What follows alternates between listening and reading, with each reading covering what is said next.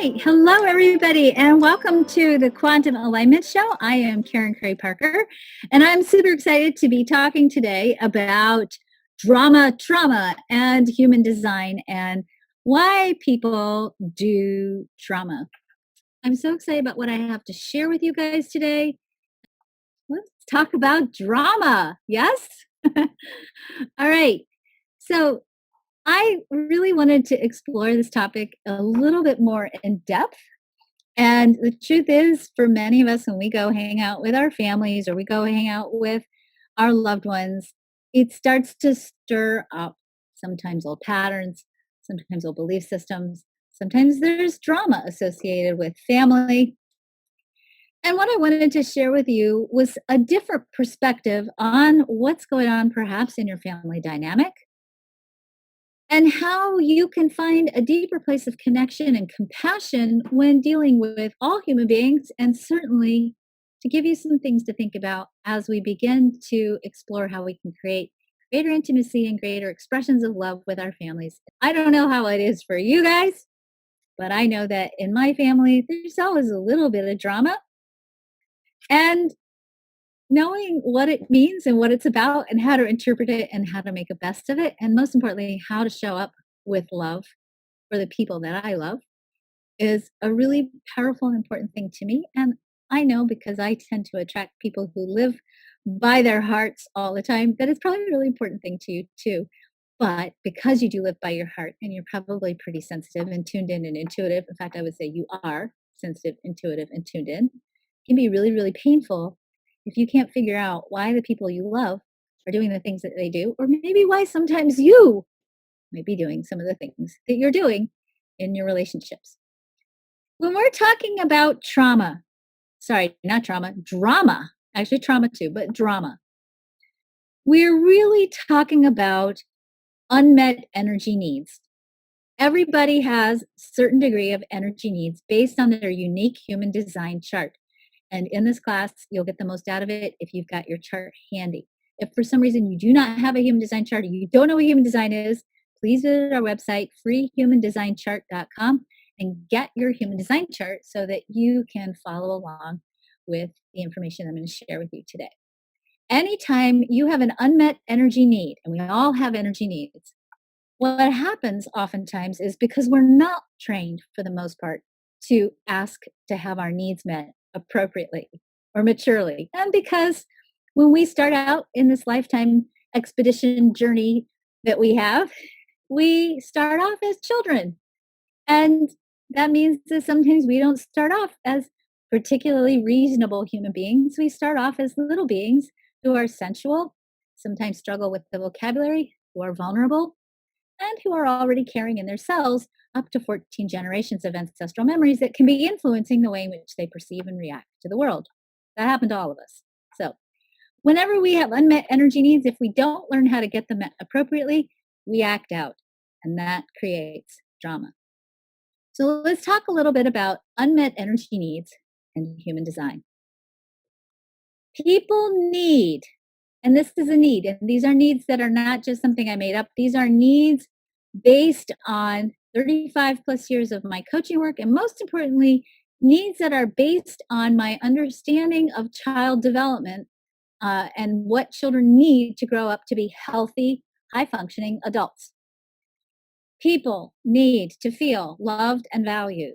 It's a physiological need, actually. If you don't feel loved or you don't receive enough love, you literally, as a child, can die. People need to feel powerful. People need to be courageous. They need to know how to manage fear.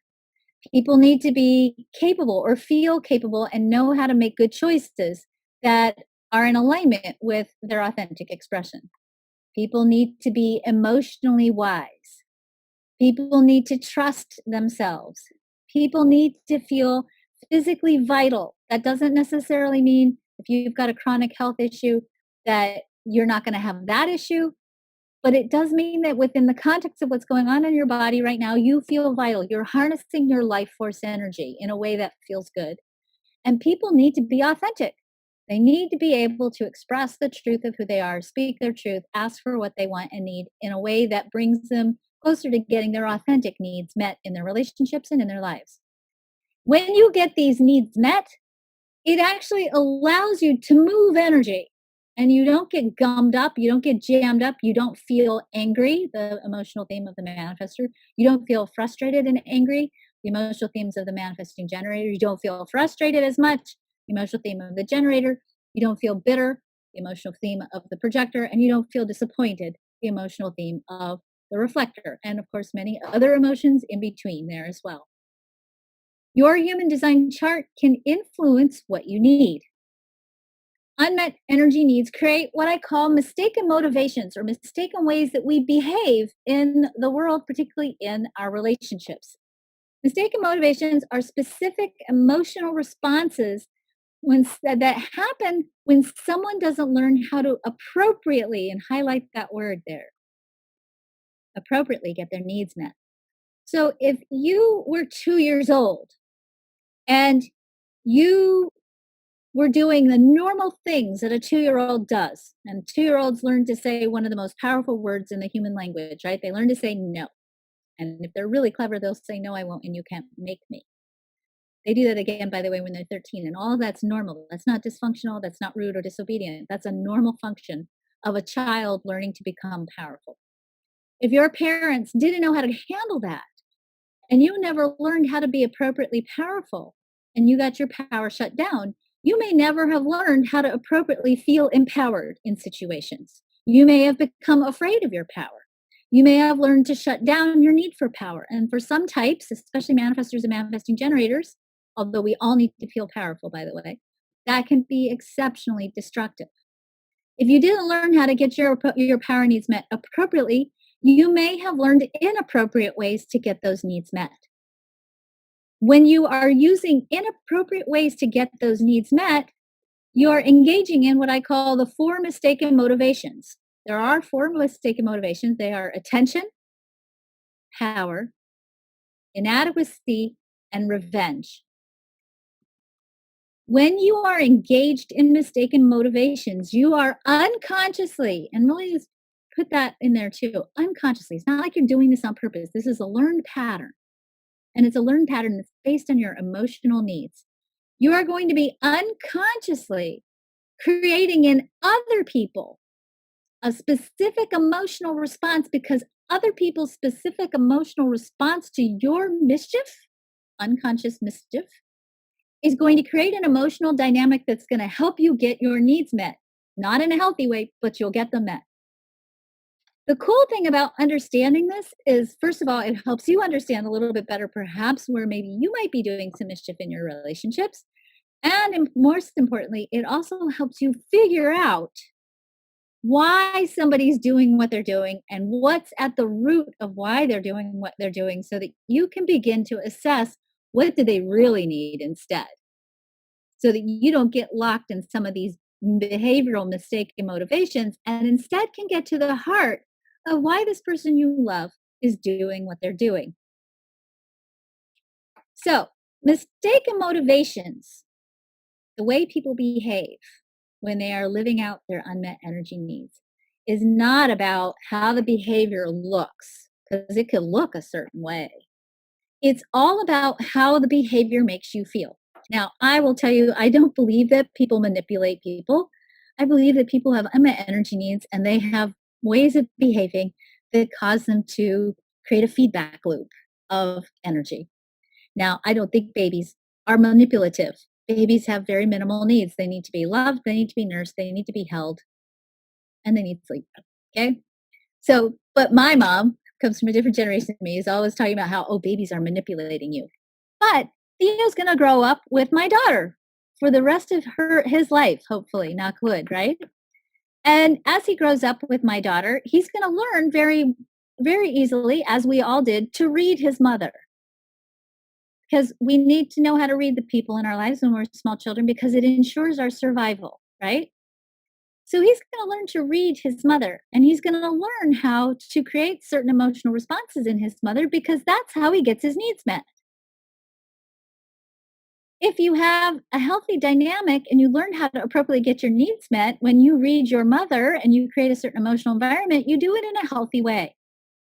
If you are not allowed, if you've never been allowed to express your needs appropriately, Then you learn unconscious ways to manipulate the energy in a relationship. Again, you're not doing this on purpose, and children are certainly not doing this on purpose. It becomes a learned pattern.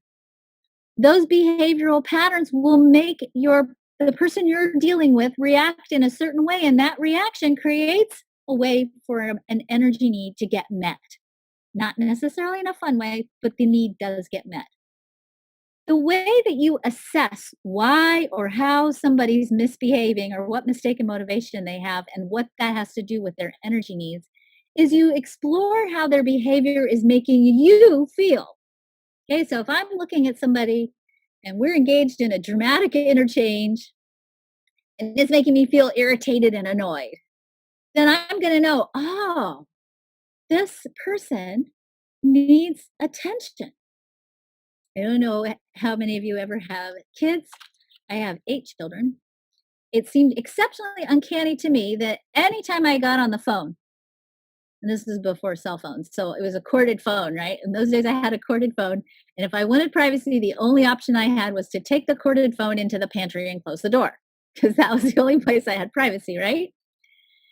It never failed when the phone rang, my kids would have a fight or somebody would spill something or they would knock on the door and they would say, "Mom, mom, mom, mom, mom, mom, mom, can I have some ice cream? Mom," right? And I would be irritated and annoyed. And so I knew that when I took my energy out of the room, what was happening is the need for attention wasn't getting met. And so they would engage in inappropriate ways to get their attention needs met. So if somebody's engaging in the need for attention, they're going to make you feel irritated and annoyed unconsciously. If somebody doesn't feel empowered in their life, they need to feel powerful in what's going on or have some sense of control over their life. If they're feeling out of control and disempowered, they will power struggle with you. And that power struggle is going to make you feel like you want to overpower them back. So I have somebody in my life I'm close to, who I love very much, who, when they feel out of control of everything or disempowered, they control all the details of the world around them to the nth degree. And my tendency when I forget to tune into, oh, this person who I love very much is feeling disempowered in their lives right now. When I see this behavior, my first instinct is to try to over control their over controlling, right? I want to over control them back because that's how power struggle works. And that's how that dynamic of not getting your power needs met appropriately plays out in your relationships. The third mistaken motivation is called inadequacy.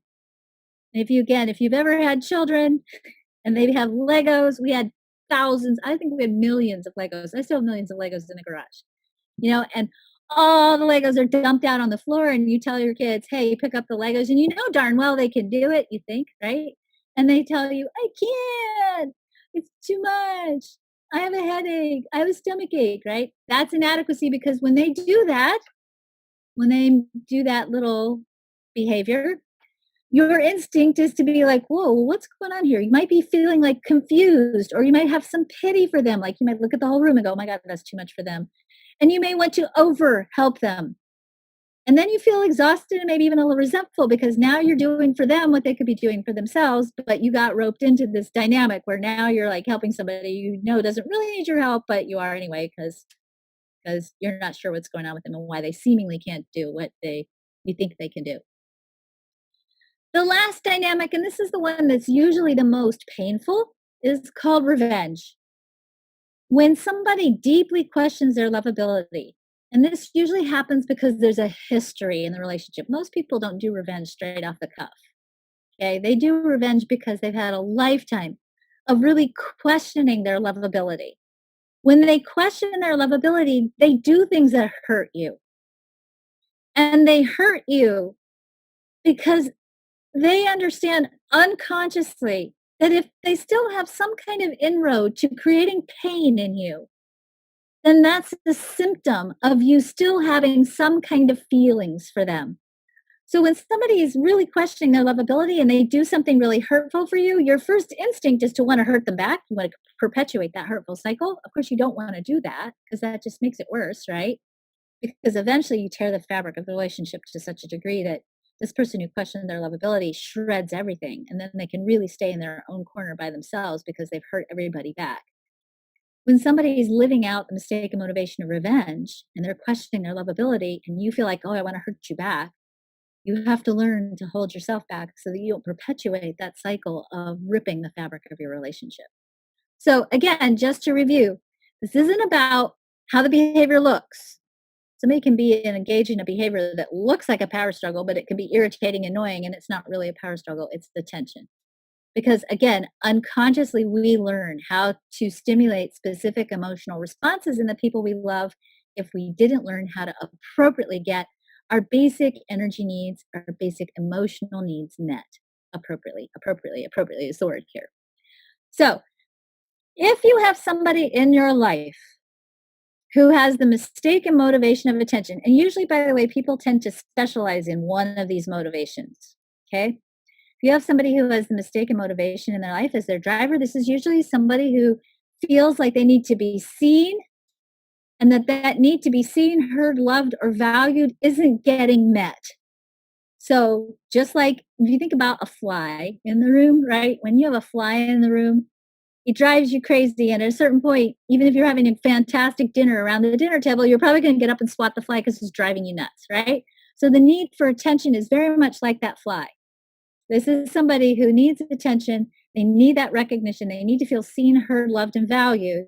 And they're going to irritate and annoy you because no matter what, being swatted or getting negative attention is better than not feeling seen, heard, loved, or valued at all.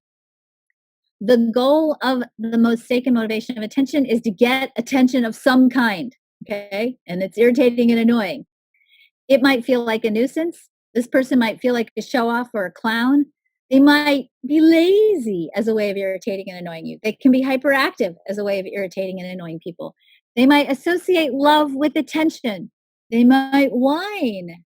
We have people in our lives who are adults who whine. Or they might become overly pleasing. Sometimes that's a really good way to get attention. You learn to be super uber nice and super uber caring to get attention. If you are living out the mistaken motivation of attention, if this is your MO, you might feel invisible. You might feel like nobody really sees you. You might feel like you have to be loud, stand out, or dramatic to get acknowledged. Or you might feel like other people steal your ideas or your wisdom. This is how you might react to someone who needs attention. You might give them undue service, which is exhausting. You might feel like you have to remind them often. You might feel like you need to coax them to do things because they hook you into that dynamic. You might feel annoyed. You might feel drained, or you might feel irritated. Some markers in the chart, and please, please, please don't draw like direct one-on-one correlations. So don't start telling me all projectors have the mistaken motivations of attention. People make terrible formulas. And you can also have manifesting generators who do this if that's part of their family legacy, all right? But this is a rule of thumb, a generalization.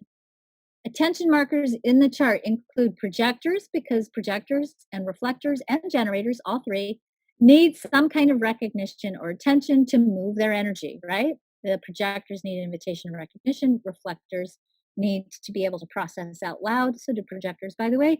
And the generators need something to respond to. An open throat center. This is a colored in version of it. So if you have an open throat, it's going to be white on your chart. But this is where it's located. So the open throat center oftentimes needs extra attention and recognition because you need attention and recognition to be heard or feel heard. An open G center, especially if they question their lovability. They may find that attention, especially if they have a relationship in their mind between attention and love, that attention equals love. And so they live out the mistaken motivation of attention. If you have a G center connected to the throat, I'm just throwing this out here. This is kind of random, but just file this away. Usually these people disappear. These are what I call turtles. So if you have any channel connecting your G center directly to the throat, and by the way, sometimes it can take a really convoluted route. These are the predictable ways. Sometimes the G center will go down to the sacral and then over to the spleen and then up. Or sometimes it'll go down to the will to the emotional solar plexus and then up, or down to the will and then up to the throat. But if you can take a pencil and draw a line from a defined G center through channels directly to the throat, because these are people who speak from the heart of who they are, which is a very vulnerable connection. These are people who actually are very vulnerable to criticism, and they won't want attention. They'll be invisible, but they'll still be hurting. So be mindful of that.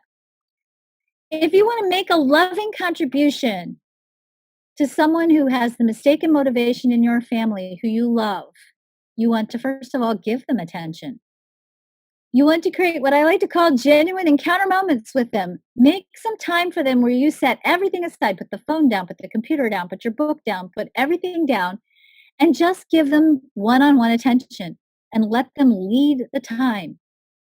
The first couple of times you do this, it might drag on forever because they're locked in a pattern of thinking that no one wants to see them.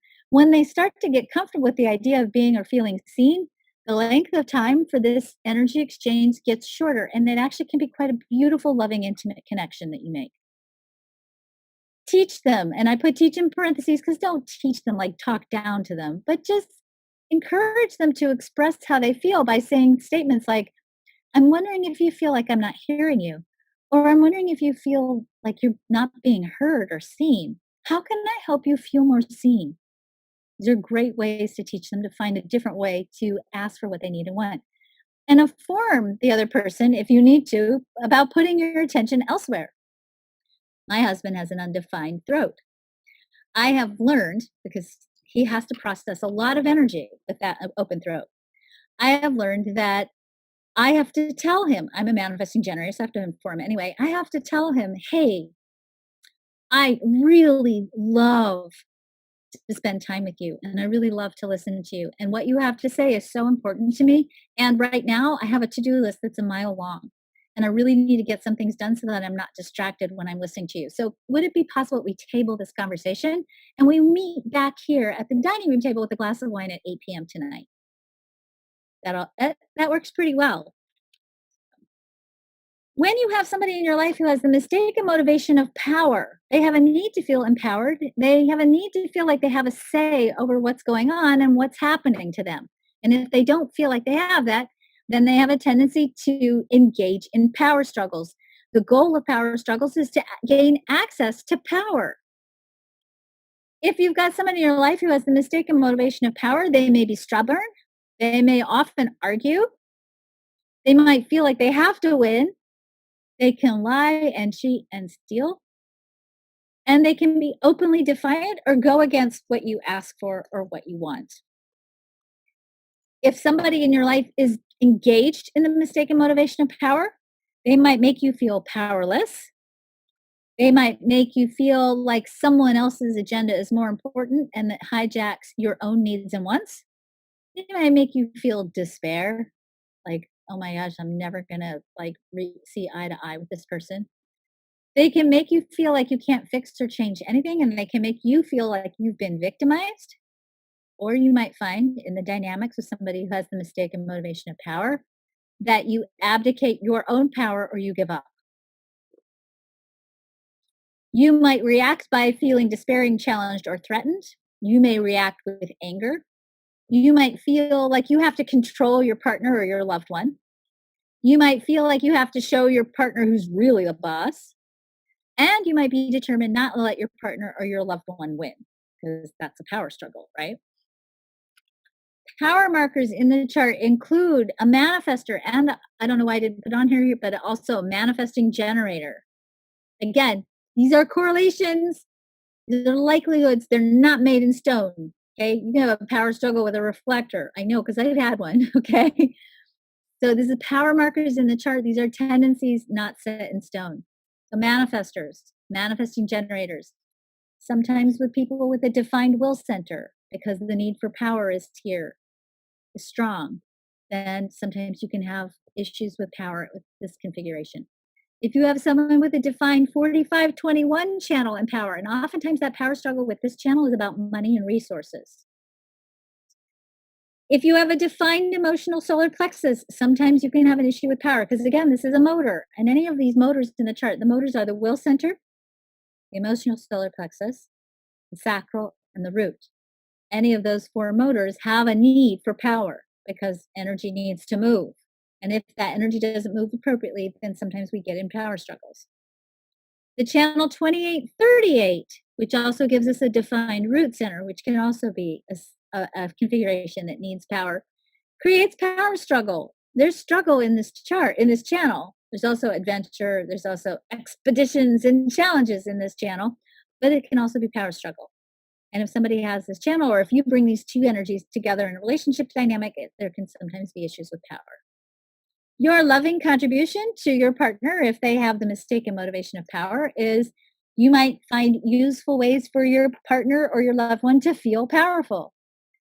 This is a big one. It's so hard. It really requires you to be sort of the bigger person in the equation. You've got to sidestep the power struggle. If you're going back and forth and back and forth and back and forth and back and forth, nobody's winning. Nobody is winning. So give up the whole idea of winning and get out of the power struggle so you don't continue to tear the fabric of your relationship and then slide from power struggle to revenge in terms of motivations. Give somebody who's power struggling with you all the time choices. Just like you do with your 2-year-old, but in a more respectful way for an adult, right? Or in a respectful way. Okay, let me back up and restate that.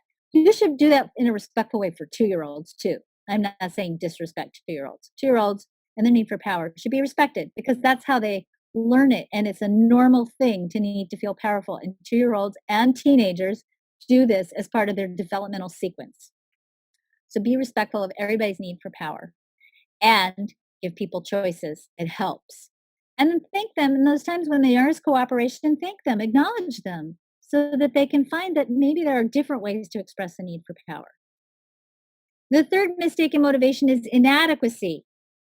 People who feel inadequacy feel a deep need to be capable or to feel capable. And there are a lot of factors in the chart that can sometimes create a shadow side of feeling inadequate.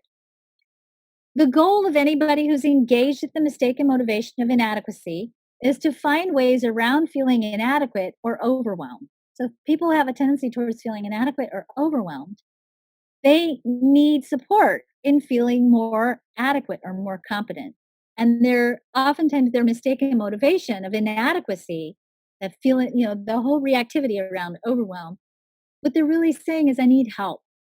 Maybe they didn't learn ever how to get help or to ask for help in a way that was okay or safe. If somebody's doing the mistaken motivation of inadequacy, they may act like they just want to be left alone, but they don't really mean it. They might act helpless, even though they're not.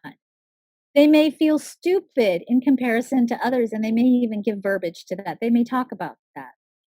They will oftentimes give up and not participate in activities. They quit. They may set goals that are too high, and then they won't do anything that doesn't measure up to these impossible goals, making them perpetually feel even more like failures. If you're dealing with somebody who has the mistaken motivation of inadequacy, you yourself might feel overwhelmed by their behavior. You might not know what to do to help them, and that can also feel overwhelming. You might feel stuck or confused. You might procrastinate or just avoid dealing with them at all. You see them call and you're like, I'm not going to answer that right now. I don't have the bandwidth for that person right now, right? Or you might abdicate responsibility. Sorry, I'm totally misreading this slide. Please forgive me. Please forgive me. Let me redo this slide here. If you are feeling inadequate, if you have this as your mistaken motivation and you're living this out, you might feel overwhelmed. You might feel stuck or confused. You might procrastinate and avoid big time. And you might abdicate responsibility for doing the things you need to do with a little mantra that goes, I can't do this because X, Y, and Z. So if you have the mistaken motivation of inadequacy, if you yourself feel inadequacy, these might be some of your internal signals that that's what's going on with you. If you're experiencing someone who feels inadequate or who's living out inadequacy, you might try to meet their needs or help them out in a wide variety of approaches and feel discouraged. You might coax or remind them. You might give up trying to help them. At a certain point, you might be just like, whatever. You might make few demands on them. You don't ask them for anything. And then you feel resentful because you're carrying the burden of the relationship. Or you might find that you do a lot of things for your partner that they could be doing for themselves, but it's much easier to just do it yourself than to deal with all the inadequate stuff that comes up when you ask them for help. Some inadequacy markers in the chart include the gate 48, which, as you may know, is on the shadow side, on the splenic shadow side, because it's a splenic fear gate, is the theme of inadequacy. Anything in the sensing circuit can create inadequacy, and here's why. We live in a profoundly logical world. Logic is linear and sequential. When you have a lot of sensing circuitry in your chart, it's hard for you to express yourself in that linear logical way. If I say to somebody, let's go back to the Lego example. If I say to somebody who has the mistaken motivation of inadequacy and they're looking at an entire room of Legos and they have a lot of sensing circuit, which is the right brain, not the left brain, it's very difficult for them to chunk down the sequence of how am I going to pick up all these Legos? All they see is all these Legos, right? A left brain dominant person, somebody who has a lot of logical circuitry, is going to be, okay, I'm going to pick up the blues first. Now I'm going to pick up the yellows. I'm going to pick up the reds, and I'm going to put them in this box and this. Logical linear sequencing sometimes makes it easier to get things done, especially because that's how we're trained to get things done. When you have a lot of sensing circuit, first of all, you have to wait for the right mood. You have to wait to sync all the little parts of your understanding up. And then you have to do it in your own way that's not necessarily linear. So my husband, who has literally no logic in his chart defined at all, zero zippo nada, you know, everything in our house gets done in piecemeals. Like he'll wash one little section of dishes, but he won't wash the dishes that are like on the other side of the counter, right? And then he'll come back later and he might do those dishes later. Or if he unloads the dishwasher, he'll unload the top and he'll leave the dishwasher open and all the cabinets open. And then he'll come back like an hour or 2 hours later and then he'll do the silverware. I have a lot of logical definition. My chart drives me crazy. So I have learned that, pick your battles wisely with the people you love. And I love him more than I'll ever be able to put it into words. I have learned when this is happening that this isn't personal. It's not even inadequacy. It's just a function of his sensing circuit. So sometimes I complete the process just because I have an open route and I need to get it done. An open spleen sometimes struggles with inadequacy because your connection to time and space sometimes is very fluid. Also, it's very hard when you have an open spleen to get rid of things. So you may be holding on to things for longer than is necessary and then feel overwhelmed by the amount of things you have. The open root center, which is constantly under pressure, can feel inadequate. Like, I'll never get everything done. And that can lead to overwhelm. The open head center can create a lot of pressure in trying to figure things out. And if you think you can't figure it out, or if the pressure puts you into a state of self-doubt, that can create inadequacy. The open G center, again, going back to questioning lovability, that open G center, because you question your lovability and then you feel inadequate in a world of really lovable people and you think you're not one of them. The loving contribution you can make if someone you love has the mistaken motivation of inadequacy is you can stay friendly. Don't lose your cool. Discuss with your partner their beliefs. Why do you feel inadequate? Why do you feel like you're going to fail? Stay encouraging, but don't rescue. If you get into a rescue pattern or a codependent pattern, it's exhausting. Assure your partner of their value. Make sure you acknowledge the little things that they do, like say thank you. Thank you for cleaning the dishwasher, right? Thank you for emptying the dishwasher. Thank you for doing the dishes. That acknowledgement goes a long way. Celebrate small successes. Model positive self-talk. Show them what it looks like to be a person that really thinks highly of yourself so they know what that sounds like, because sometimes people literally don't know what that looks like. They've never seen it before in their lives. And model breaking things down into small manageable steps, or help them figure out how to break things down into small manageable tasks. Because sometimes that's really all it is, especially if they're not logical by design. The last mistaken motivation is the mistaken motivation of revenge. People who are engaged in the motivation of revenge need to feel loved, valuable, capable, and powerful.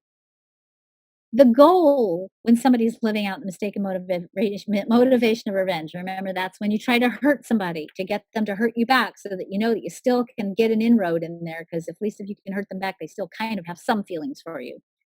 Their goal is to get a response so that they know that they still have a place in someone's heart.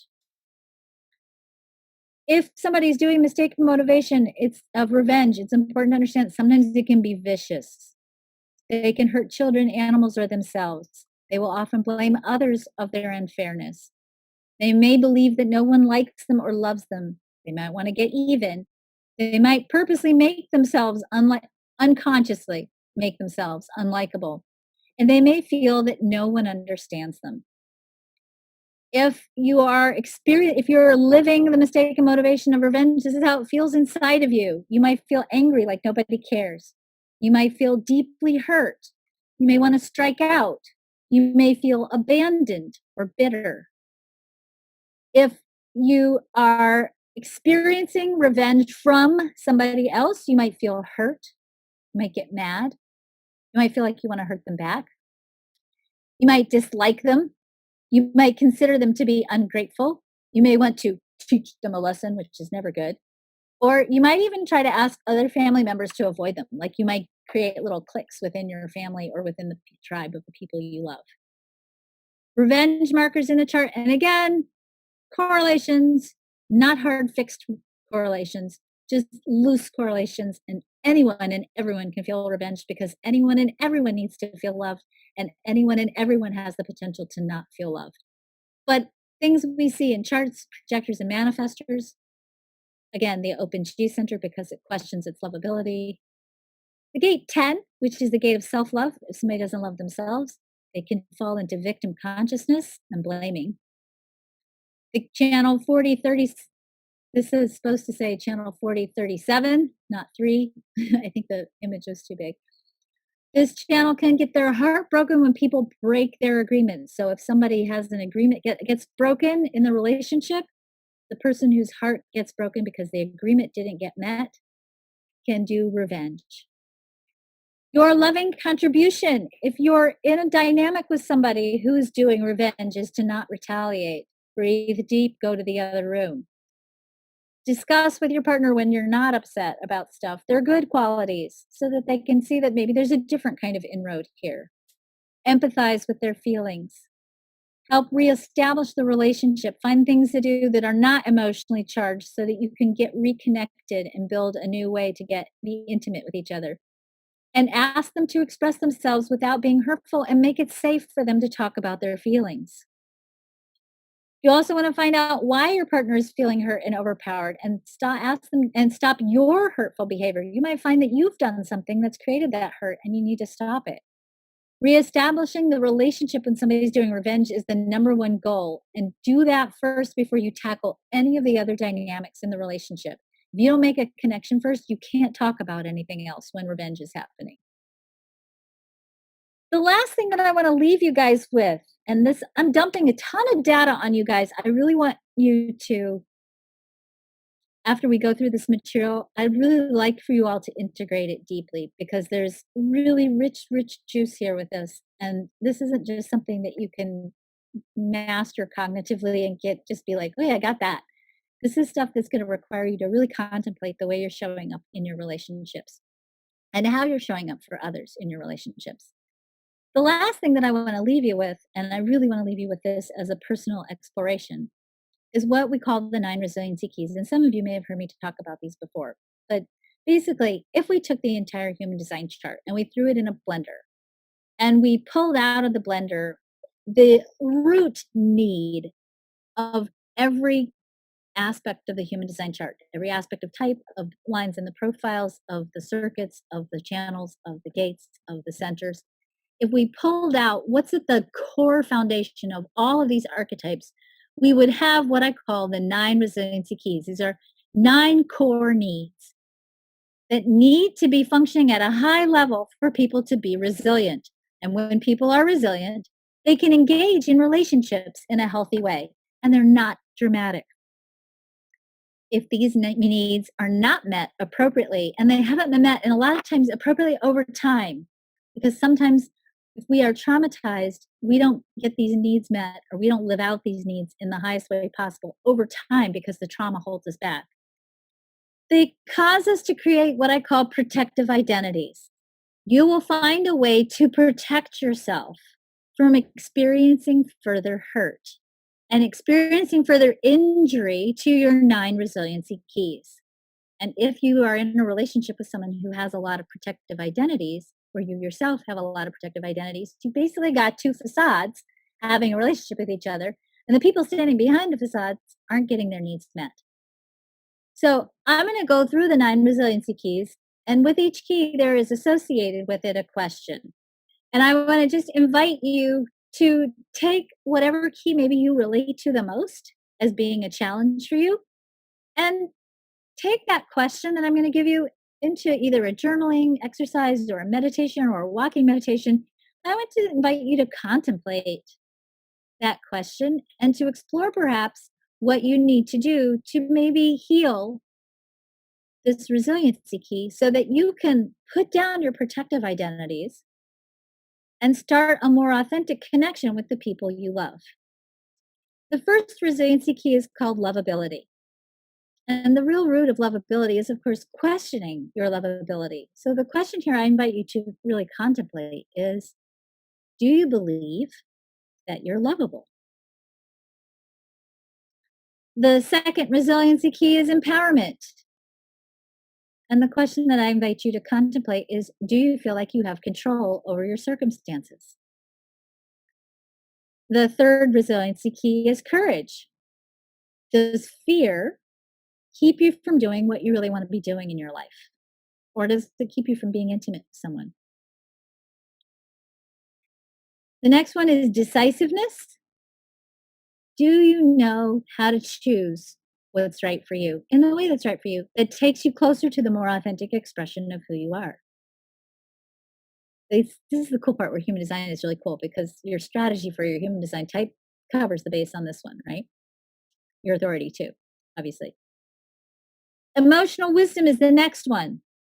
When we struggle with emotional wisdom, we struggle with using emotional energy to act or create deliberately, and we instead become reactive, which just perpetuates drama on many fronts, right? The next one is self trust. Do you trust yourself? And do you trust your own connection to your own inner wisdom? Because if you don't trust yourself, it's difficult for you to go out in the world and be who you are. The next one is vitality. Are you fully expressing your vitality and your energy? If you're not, you're going to be burned out. And if you're burned out, a couple of things happen in relationships when you're burned out. Number one, you don't have the energy to show up. Number two, you might show up with expectations that other people are going to fix the situation for you. They're going to psychically intuit, oh, she's burned out. We need to do all these things for her so she can get a break. And if you can't adequately communicate your needs and you're in a dynamic of burnout and you can't get your needs of vitality and energy expressed or met appropriately, and nobody's meeting those needs, it can start a whole spiral of emotional challenges in partnerships. Authenticity is the freedom to feel like it's safe for you to be who you really are. That means you feel safe asking for what you want and need. You feel safe creating what you want and need. You feel safe expressing your truth and being who you are. If you're not, if you don't, first of all, people are going to be having a relationship with this white piece of paper with a smiley face on it, right? And secondly, it's going to be very difficult for you to achieve true intimacy because you're not being who you are. You're being someone else. You're trying to be someone else. And now somebody's trying to have a relationship with someone that doesn't really exist. And last but definitely not least, your self-worth. Do you know your value? Do you know how to claim and protect and take care of your unique and irreplaceable right place in the cosmic plan? Because if you don't value yourself, you're going to probably overcompensate for your lack of value. And that's going to be perceived by other people as ego or swagger, and they're going to smack you down, and it's not going to help you at all because you deserve better than that. As I said, if we're not getting these needs met appropriately, we put on a mask. We create protective identities that keep that vulnerability of these unmet needs that are the resiliency keys hidden. And when you're engaging in the world, in your more intimate relationships or in your family or in your partnerships, or even in your business with this mask on, two things happen. Number one, it takes an enormous amount of energy to maintain and sustain a mask, and eventually you will burn out. Your soul is going to call you out from behind that mask and disrupt everything because your soul wants you to be you, not the mask. The second thing that's going to happen is you're not going to feel satisfied in any aspect of your life because the you behind the mask is wanting sometimes very different things than the person wearing the mask does. And for you to create authentic alignment and true intimacy, and for you to create a life that's worthy of who you are and what you really want, you have to learn to take the mask off. And to do that, that means you've got to get behind the mask and heal those resiliency keys. Protective identities will keep you from getting and receiving what you want. All protective identities have hidden agendas. They have the intention of creating safety and protection. And oh, in case you didn't guess this, protective identities can make a lot of drama. The easy solution to managing the drama that happens with this, get your own protective identities out of the way. Because if you are not reacting from a facade and you're being authentic, you can't get hooked into the drama because you don't have any need that you need to get met in the partnership. Your needs are self-referenced and self-sustained. How do you do that? There is no pill, but know who you are, which is to me one of the most beautiful aspects of human design. When you know who you are and you can stay grounded in who you are, no matter what's going on around you, and you don't have unmet, inappropriate energy needs because you know how to get your own needs met and you know how to source whatever you need to source from within yourself for yourself, and you know how to get your need for self love met first, then you can walk into the drama storm and it can swirl around you. And all you're really doing is bringing in your high frequency of energy, your energy of alignment. And you have the potential simply by being who you are to settle the storm, to bring in a higher frequency of energy, to increase the potential and the possibility of what could be created in your partnerships, in your family, in your relationships, in your business, so that you are becoming a nexus of peace in the world, not only for yourself, but for the people you love. If you want to learn more about being yourself, you guys know that we have a website for quantum alignment. It's called quantumalignmentsystem.com. And if you go to that site, we have some amazing specialists who have been well trained to either read your human design chart to help you know who you are. We have specialists who are quantum alignment system practitioners who specialize in helping you clear whatever's going on behind the mask, to bring your resiliency keys up to a high level so you don't have to wear a mask anymore, because you don't need to wear a mask anymore. You don't need to wear a mask anymore. You're an amazing, unique, irreplaceable, vital part of the cosmic plan. And the world needs you, and you deserve to take the mask off and show the world who you really are. Thank you all for joining me. May you shred the masks. May you rip them off and be relentlessly authentic and fully present to the world, because the world needs you. Have a great weekend, you guys, and bye.